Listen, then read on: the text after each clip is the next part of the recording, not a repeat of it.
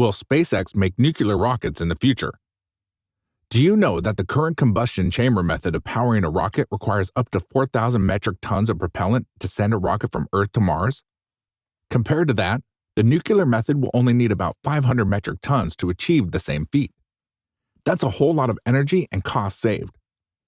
Welcome back to SpaceX Zone for more out-of-space content. Please hit the like and subscribe button before enjoying this video.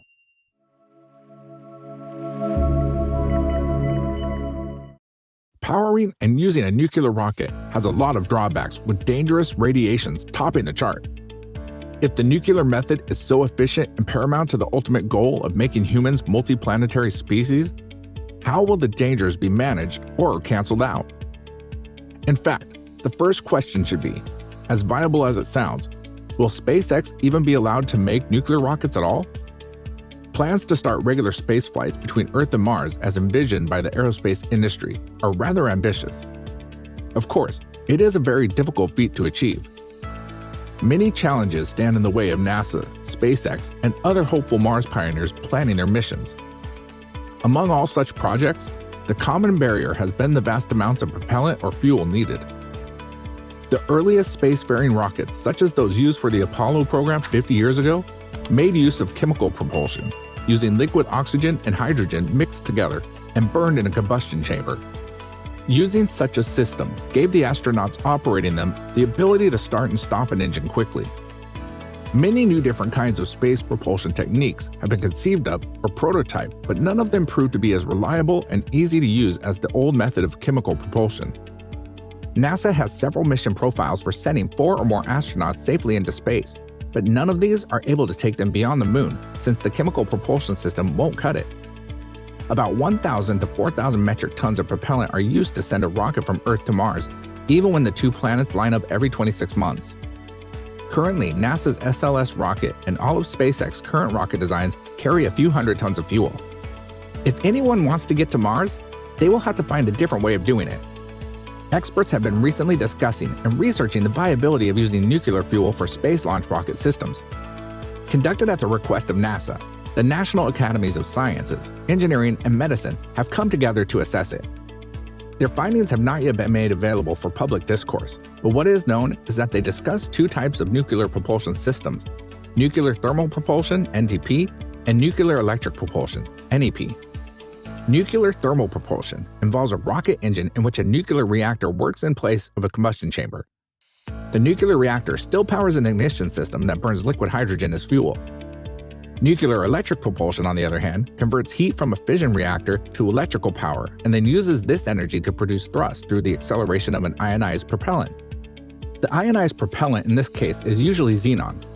Both methods of nuclear propulsion require significantly less fuel than chemical propulsion, with less than 500 metric tons needed in the case of a flight to Mars. Fuel consumption is also more consistent with the nature of the orbits of both Earth and Mars and the unique ways in which they mold potential launch opportunities. Experts such as Bobby Braun, Director of Planetary Science at the Jet Propulsion Laboratory and co-chair of the committee that undertook the research, said, quote, "We felt that it was unclear if such a program could get us there, but we did not conclude that it could not get us there." NASA and other space agencies across the world have not yet asked for nuclear propulsion technology funding from their respective governments and legislators. Congress has appropriated money for the effort anyway in light of the speeding up of the US-China space war. In the fiscal year 2021 budget bill, NASA received $110 million for nuclear thermal propulsion development. According to Braun, it would cost substantially more for NASA to work with the Department of Energy, SpaceX, and other parts of the US government to develop this technology and begin regular cargo flights to Mars in the mid-2030s. It was the kind of aerospace technology challenge NASA was built for, and it is the kind of technology NASA is expected to be able to field in coming years.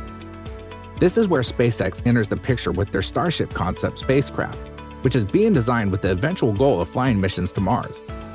The project seeks to address the problem of needing huge amounts of chemical propellant, but developing a low-cost reusable launch system. SpaceX engineers are also well aware that it will take a lot of fuel for any spacecraft to reach Mars. They, however, believe that the problem is solvable if Starship can be built to fly often and for relatively little money. Concepts include launching a Starship to orbit with empty tanks and transfer fuel launched by other Starships in low Earth orbit before reaching Mars. On the other hand, Elon Musk has floated the idea of SpaceX in 2019. He highlighted how the alternative to rocket fuel could unlock faster travel times around the solar system, a keen area of interest for the Starship project. To be clear, good for in-space transit, but not recommended for Earth orbit, Musk stated on Twitter. He was elaborating on his defense of nuclear reactors being used on spacecraft to propel them amid statements from others concerned about the possibility of radiation affecting astronauts and the Earth's atmosphere. It seems as though SpaceX's ambitious plans may indeed require the development and use of nuclear propulsion technologies for their spacecraft. As of August 2021, SpaceX is on the fast track to developing their Starship prototypes as intended without any mention or move towards incorporating nuclear propulsion into the design. Given SpaceX's close association with NASA and the rich history of cooperation between themselves, it could be foreseeable that SpaceX will eventually enlist the help of NASA in building a nuclear propulsion system for the Starship or other spacecraft designs. This brings us to the main barrier holding back SpaceX and NASA in the development of nuclear propulsion technologies.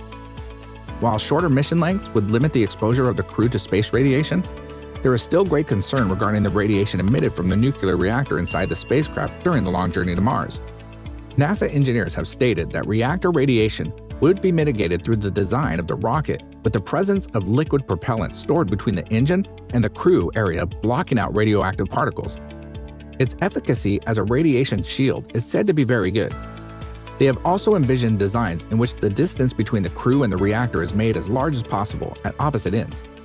As for the protection of the Earth and life within it, the spacecraft would not lift off directly from Earth with its nuclear-powered engine.